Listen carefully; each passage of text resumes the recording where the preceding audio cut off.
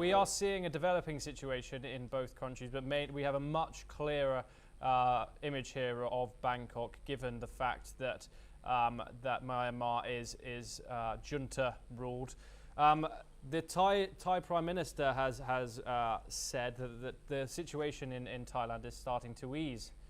And now we have a guest with us, Anand Sharma, former Additional Director of General Meteorological. Thank you very much for joining us. Anand, how significant is an earthquake like this?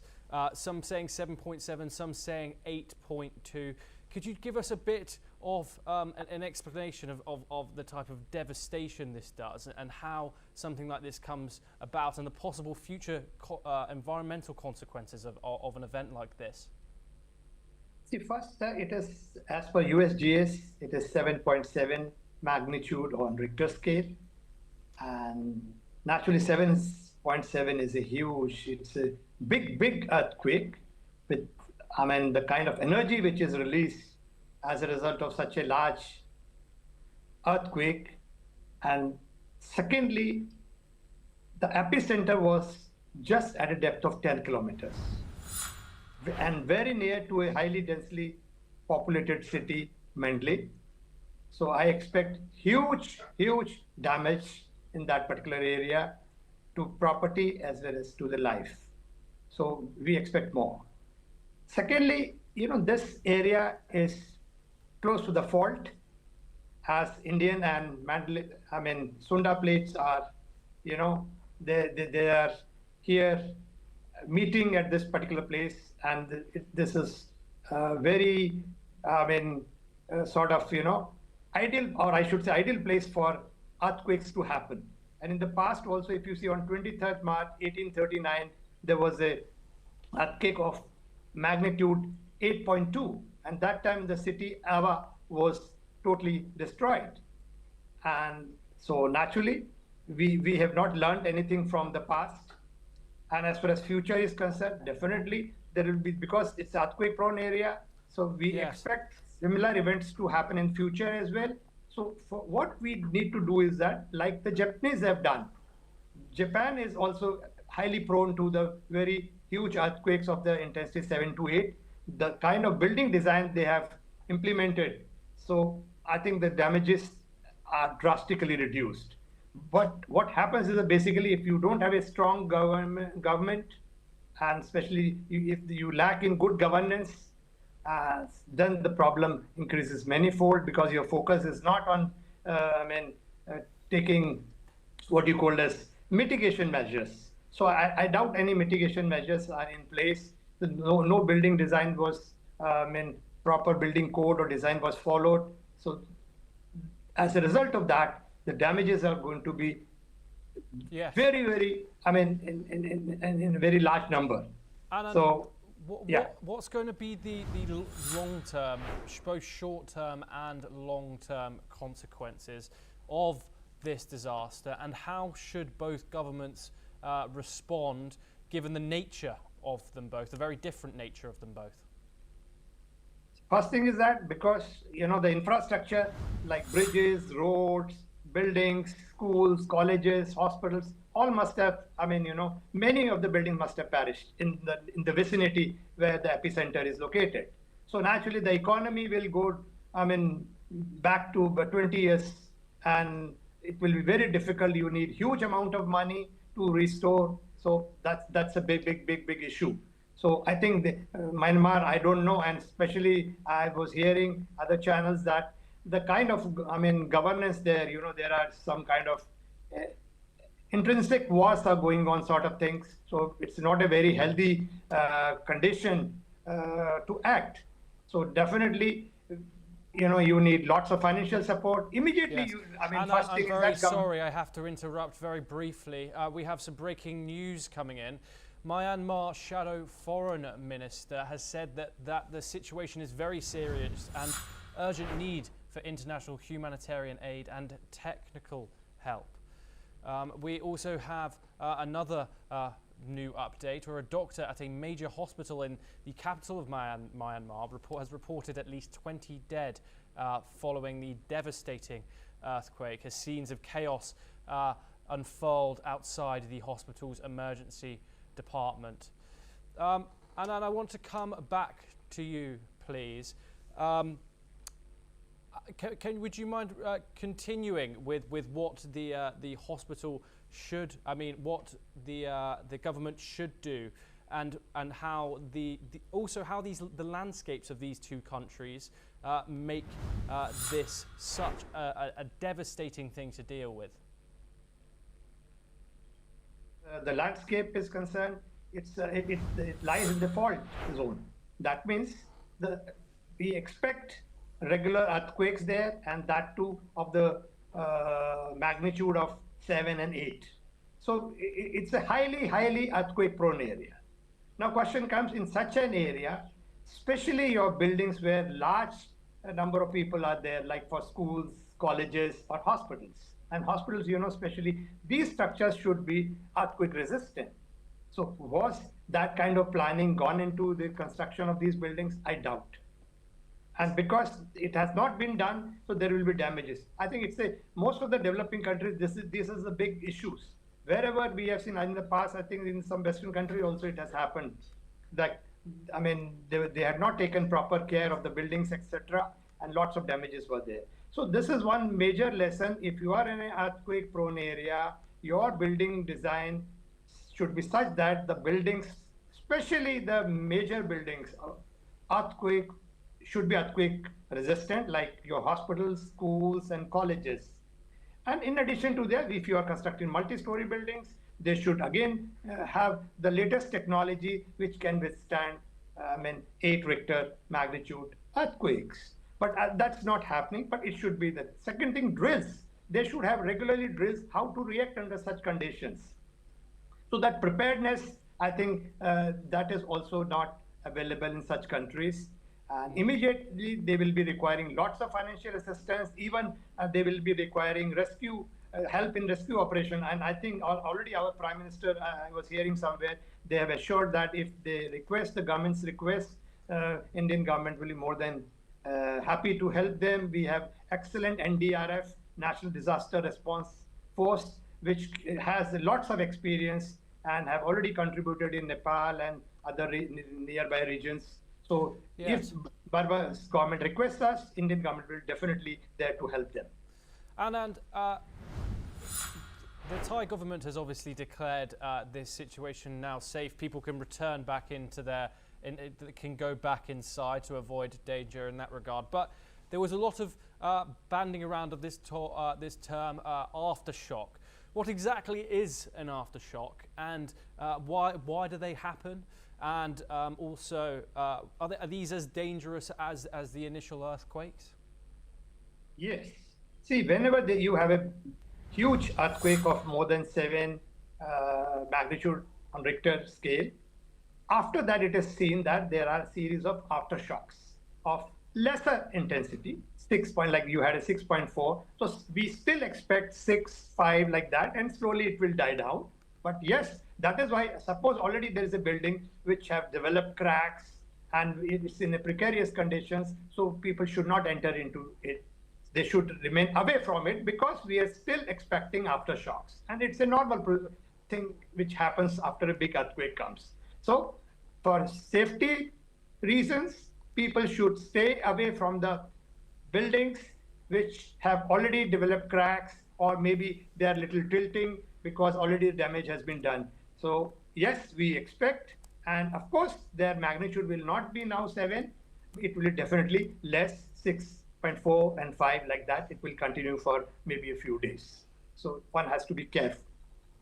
And I want you to kind of, if we can kind of demonstrate this somehow, but figure out how to give an example of how powerful a 7.7 magnitude earthquake is. In regard to the 5.41 that hit after the earthquake, How can we go about comparing this? I guess what kind of damage will a 7 magnitude earthquake as opposed to a 2 or a 3? Yeah, it's like this. First I'll say difference between 6 and 7. So a 6,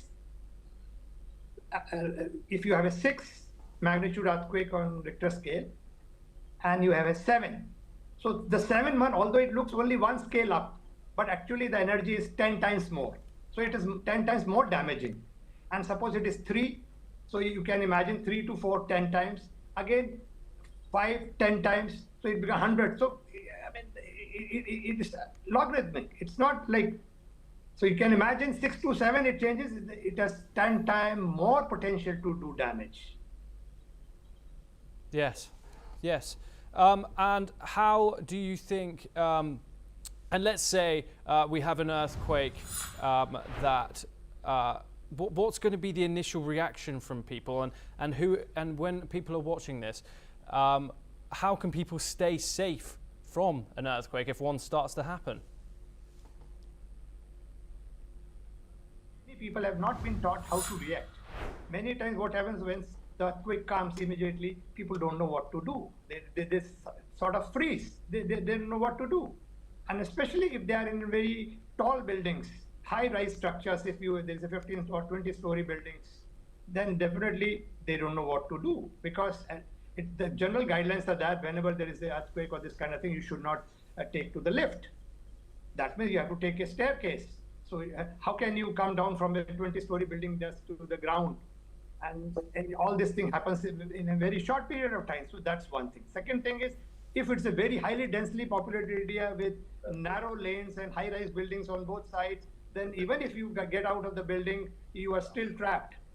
So the only thing is we have to have such kind of building design where you have open spaces so that people can easily move it. But then it becomes very difficult. So only solution here is that first thing is regular drill should be there so that people are taught what to do.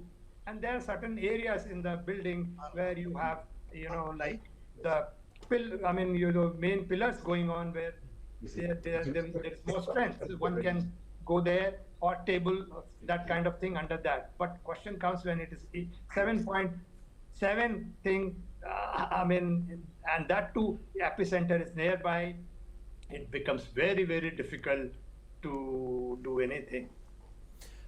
One final question, Anand. What causes an earthquake? Are these things being are they increasing in number? Are they the same as they've always been? Is there any factors that are affecting the number of earthquakes that are coming along? Is there going to be any consequences, maybe a tsunami, something like that?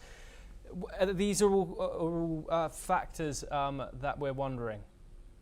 One thing is that, if you see, lakhs of earthquakes come every year, from small to 3 magnitude, which normally, they are recorded, but they are not told to this thing. And then we have moderate earthquake and the large earthquakes. So in general, not any much difference in any frequency. So it's a regular feature. And as long as we have earth, we have this plates, different plates colliding with each other, we will keep getting the earthquakes. So it's a normal kind of things, and then the other part was, how do? Hello? Yeah. What was the second part? Yes. I was wondering if they're increasing, if these earthquakes are increasing. No. Actually, what is happening is that now the observation network is increasing. Yes. So now the detection. I do apologise, Anand. We have to come back. We've got some breaking news coming in. The Thai Prime Minister visits a collapsed construction site after Myanmar quake tremor. We have the visuals coming in there. There she is, next to absolute vast amounts of damage there in the city of Bangkok. Prime Minister Peng Tongtan, who has previously had opposition, has recently had opposition facing a no confidence motion, but will now have to unite the country after this tragedy. Anand, we come back to you. Apologies for interrupting. As you were saying, thousands of these earthquakes happen every year, you're saying. Was this just bad luck? Every day you have earthquake happening somewhere, just like a thunderstorm happening anywhere in the globe. So these are natural phenomena, they will keep happening. And over the year, if you see, there are lakhs of earthquakes happening on the earth. So because as long as we have this plates, big plates moving, and at the plate boundaries where there are faults, we get, naturally there are two plates. If they are colliding with each other and suddenly you see one moving above the other. So that time you feel the shocks, and it could be even large. So I won't say that the number is increasing, detection is increasing, one. Second thing is, as you said, tsunami. Generally, if an earthquake happens with its epicenter even in the ocean or near the coast, and its magnitude is more than 6.5 on Richter scale, then a tsunami warning is issued. So it may cause tsunami, it may not cause, because Mandalay is in the central part of the Myanmar. So although I think I heard somewhere that tsunami warning has been issued, but I mean, it's not necessary that it will come. So, but it's better for to take a precaution. One final question, Anand Sharma. Thank you very much for joining us. But can we expect hope coming from this? How will these rescue efforts go on, do you think? And given the past, given earthquakes that have happened in the past, what are the long-term effects that countries still feel today from events like these? Rescue is the first priority now, but again, I'm not sure how good is that government, whether there is a good governance prevailing there. Somebody was saying there are internal riots happening, so that kind of stability is not there. But whenever there is such kind of event, people generally unite together. So that I hope they will all unite together and focus on rescue, one. Second thing, they definitely need international support, and India will definitely be there to help them. Thirdly, what happens is, whenever such big calamity happens, you are back by 20 years, because all your major infrastructure near Mandalay will be destroyed or must have gone destroyed. So naturally, it will take huge amount of money, effort, and resources to build them back. So definitely your economy is, back by 20, 30 years. So that is why they say, mitigation. So you should, hazards will always be there. Natural hazards will always be there. It's only that if we plan well, then we can prevent this hazard getting converted to disaster. So why people are dying? Because the building design is not proper. Once you know that, your area is high. Anand Sharma, sorry, once again we have a breaking news coming in. The Thai Prime Minister